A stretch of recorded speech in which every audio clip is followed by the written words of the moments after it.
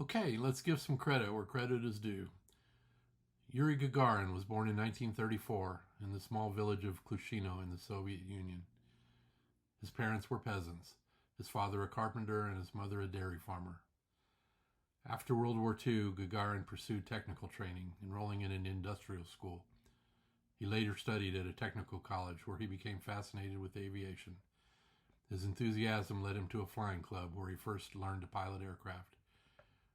Those early flights soon carried him to the Soviet Air Force. By the late 1950s, the Soviet Union had launched the world's first artificial satellite, Sputnik, igniting the Cold War space race with the United States. Soviet engineers now aimed for a far more daring goal, sending a human into orbit.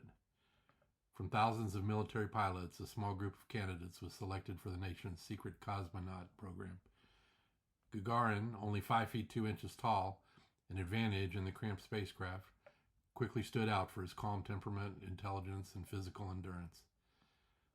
On the morning of April 12, 1961, Gagarin climbed into the spherical capsule of Vostok 1 at the Baikonur Cosmodrome.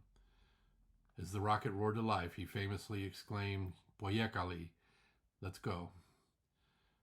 His spacecraft reached orbit at an altitude of about 327 kilometers or 203 miles above Earth, which placed him well above the commonly accepted boundary of space, the Kármán line, which is about 100 kilometers or 62 miles above Earth. Gagarin was the first human to reach space and the first to orbit the Earth. Through the small window of the capsule, Gagarin saw something no human had ever witnessed before: the curved horizon of the planet, glowing blue against the darkness of space. After one complete orbit, Vostok 1 re-entered the atmosphere. As planned, Gagarin ejected from the capsule and parachuted safely back to Earth near the Volga River.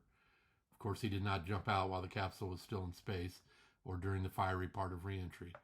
He ejected after the spacecraft had already slowed and descended into the lower atmosphere. Almost overnight, he became an international hero. Soviet leader Nikita Khrushchev celebrated him as a symbol of Soviet scientific triumph, and Gagarin toured dozens of countries, greeted by cheering crowds around the world. Gagarin longed to fly again and returned to training as a test pilot. He worked with the Soviet space program, helping prepare the next generation of cosmonauts.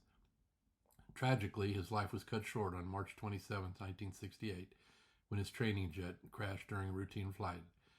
He was only 34 years old. But Gagarin's legacy endures. Yuri Gagarin did more than orbit the Earth. He opened the door to human spaceflight.